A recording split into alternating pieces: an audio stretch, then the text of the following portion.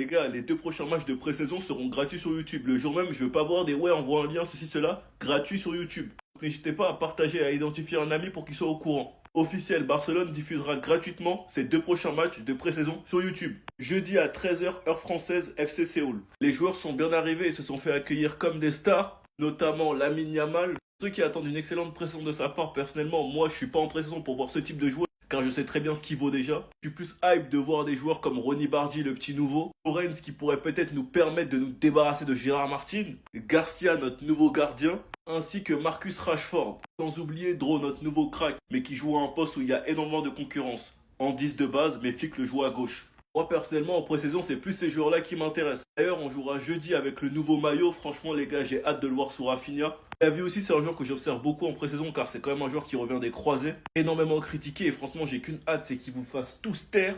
Parce que la réécriture sur le niveau de Gavi les gars c'est effrayant. De 2021 à 2023 c'était l'un de nos meilleurs milieux. La saison 2023-2024 il commençait en pétard, il s'est fait les croisés et juste après c'est devenu un joueur de merde. La réécriture sur Gavi c'est du délire. Enfin bref, sinon vous les gars vous en pensez quoi? Ramenez-vous sur ce n'a pas ça on s'ennuie. Je savais que ça allait arriver tôt ou tard. Un cadre du FC Barcelone est sur le point de quitter le club. Mais avant ça, aujourd'hui, aux entraînements, on a vu les 2 nouvelles recrues du FC Barcelone s'entraîner ensemble. Ils apprenaient à garder le contrôle du ballon. Et comme vous pouvez le voir, c'est celui qui fait tomber le ballon en premier qui a perdu. D'après vous, qui va gagner? Regardez. Regardez. Pour l'instant, c'est toujours en l'air. Allez, Marcus gagne. Après avoir battu Ronny Bardi, Marcus s'est désormais attaqué à Pedri, Jules Koundé, Dani Olmo et Ferran Torres. Regardez encore une fois. Regardez-moi ces échanges. Le ballon touche pas le sol.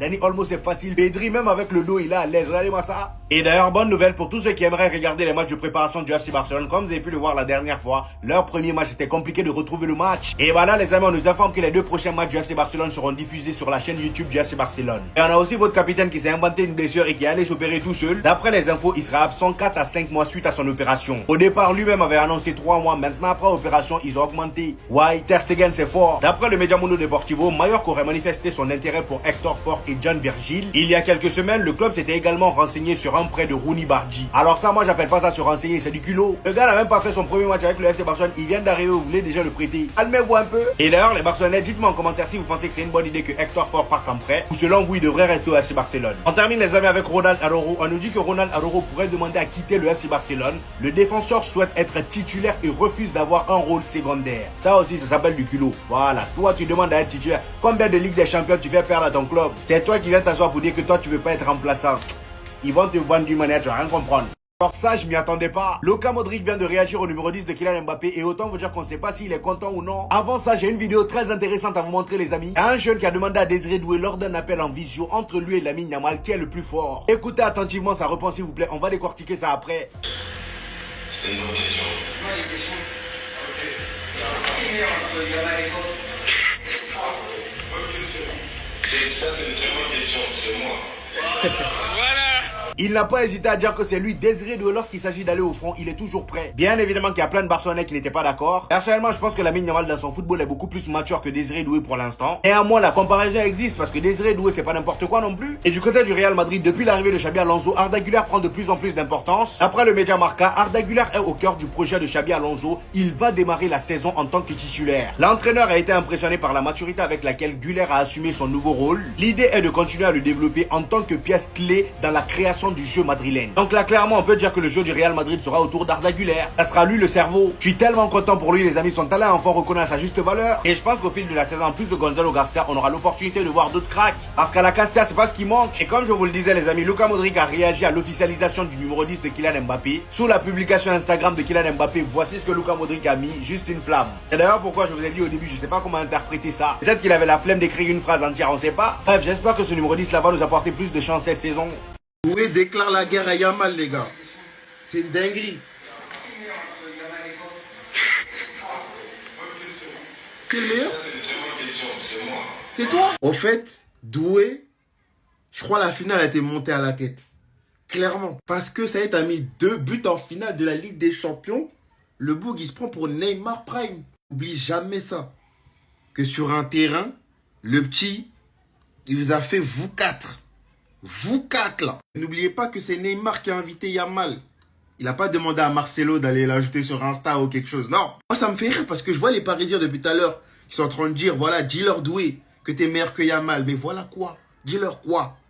Golden Boy peut-être. C'est pour ça que vous vous excitez. On parle d'un prétendant au Ballon d'Or. Un gamin qui était top 10 au BO à 16 ans. Quand même, réalisé. Moi, je comprends pas la haine qu'il y a avec Yamal. Je n'arrive pas à comprendre pourquoi systématiquement les gens le comparent. Il n'a pas d'égal, je le répète encore une fois. Dans ce football actuel, c'est un joueur différent. Et Doué, hein, il est encore à des années-lumière. C'est pas parce qu'il a gagné avec des champions que... Oh, franchement, je suis dépassé. Hein. Écoutez bien Doué quand on lui demande s'il est meilleur que Yamal. Ça, c'est une très bonne question, c'est moi. Pour ceux qui n'ont pas entendu, il a clairement dit c'est une très bonne question. C'est moi. Beaucoup à se demander hein, qui est le meilleur d'entre eux. Mais moi aujourd'hui, ce que je sais, c'est qu'il y en a un qui dit clairement c'est moi le meilleur. Avec assurance, avec confiance, sur le ton de la rigolade. Je sais pas. Il avait l'air de parler avec des petits. Mais ce que je sais, c'est qu'il aurait pu aussi dire il est aussi très fort. On se vaut. Mais non. Il porte ses cojones, il vient dire je suis champion d'Europe. Je suis meilleur que lui. Je vais pas vous mentir personnellement parlant. Je suis Yamal beaucoup plus en Liga avec le Barça vu que je suis madrilène que Désiré Doué avec le Paris Saint-Germain. À mon avis personnel, pour l'instant, Yamal est un peu au-dessus au vu du fait que ça fait déjà un peu plus longtemps qu'on le voit. Beaucoup plus prouvé que Doué, même si Doué fait une entrée beaucoup plus fracassante pour sa première saison qu'on se le dise. En tout cas, Yamal, ça mérite une réponse. Yamal, ça mérite une réponse. Si tu réponds pas. Mais bon, je sais que lui, il aime bien répondre sur le terrain. Et dans ce cas-là, j'ai hâte d'un Paris Saint-Germain-Barça. Alors lui, j'ai vraiment rien compris de sa carrière. Chaque 2 saisons, on le voit changer de club, on sait même pas pourquoi. Et pourtant, à Benfica en 2019, on le voyait comme étant l'un des plus gros futurs cracks. Il avait même gagné le Golden Boy pour vous dire. Pour ceux qui n'ont pas suivi, voici un résumé de sa carrière. Et c'est là qu'on va voir qu'il y a certains Golden Boy qui sont carrément partis aux oubliettes. Déjà, comme je vous ai dit, c'est au Benfica qu'on l'a découvert tellement il était fort. Le gars, il quitte le Benfica, je m'attendais à ce qu'il vienne dans un club qui a un style de jeu un peu similaire à celui du Benfica. Sauf que non, le frérot, il est venu à l'Atlético de Madrid, il a débarqué dans le Cholismo. À son arrivée, au début, ça allait, mais dès que Simeone a commencé à en demander beaucoup plus, c'est-à-dire le jeu défensif, vous savez comment il joue là-bas? Et là, le gars, il a commencé à avoir flou. Le pire, c'est que l'Atlético l'avait acheté à 127 millions d'euros, les amis, c'est énorme. Ensuite, étant donné qu'il faisait pas les efforts qu'il fallait, ils l'ont prêté à Chelsea. Là-bas aussi, pareil, il a floppé. L'Atlético Madrid l'a récupéré, ils se sont dit, bon, toi, on va t'envoyer où cette fois-ci? Direction Barcelone. Et franchement, à Barcelone, moi, je l'ai trouvé très bon. Dans tous les clubs où il est passé, après Benfica, c'est au Barça, moi, je l'ai trouvé très bon. Malheureusement, je pense que pour une raison financière, le Barça n'a pas voulu l'acheter. Parce que franchement, il n'y avait pas de raison de le laisser repartir à l'Atlético. Et étant donné que le gars, il se fondait très bien au système de jeu du FC Barcelone, l'Atlético Madrid le récupère encore, mais cette fois-ci, ils en ont marre des prêts. Donc, ils décident de le vendre à Chelsea à 52 millions d'euros. Il revient à Chelsea, encore une fois, il flop. Eux aussi, ils se sont dit, bon, lui, là, il se fout de nous. Et là, eux aussi, ils décident de se débarrasser de lui en l'envoyant en prêt à l'AC Milan. Vous voyez comment il fait les va-et-vient, c'est un ballon de ping-pong, le frérot. Il vient à l'AC Milan, là-bas aussi, il flop. Je pense que là, vous avez compris, le frérot, il n'est pas fait pour l'Europe. Et c'est ainsi que Cristiano Ronaldo voit son petit en train de souffrir, son compatriote. Il dit, mon petit, toi que je vois là, t'es pas fait pour l'Europe, viens à Al Nasser avec nous, viens manger la vie. Et c'est exactement ce qu'il fait. Il signe à Al Nasser pour 50 millions d'euros, les amis. On parle là de celui qui a été Golden Boy en 2019. Et c'est pas le seul, hein. Il y a des joueurs comme Martial qui ont disparu. Renato Sanchez, pareil. Matthijs de Ligt, pareil. Les autres là, pour l'instant, ça va. Écoutez,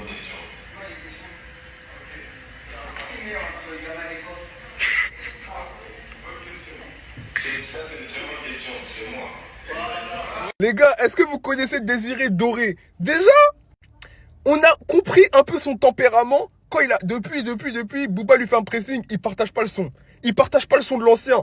Il reste fidèle à ses principes. Et là, tu pensais qu'il allait fuir la question? On lui a posé une question simple. T'es plus fort que Yamal ou pas? Il a répondu du tac au tac. Voilà, je suis plus fort que Yamal. Non, on peut avoir son avis sur la question. Pour moi, quand même, voilà, Doué, il est un peu en dessous de Yamal. Mais, il a des coronets. Voilà, c'est comme dans la cour de récréation. À l'époque, on disait, tu cours plus vite que moi, toi? M'en bats les reins. Bon, je courais pas très vite. Mais c'est pas grave. C'est comme ça qu'on forge son mental de champion. Et Désiré Doué, il va jamais avouer qu'un jeune, voilà, comme lui, voilà, dans le football, qu'est-ce qu'il a de plus, Yamal? Voilà, il a l'Euro. Doué, il a la Ligue des Champions. Doublé en finale de Ligue des Champions. Voilà. Doué, je suis d'accord avec toi. T'as des coronets, assume-les. Voilà. Merci, Désiré.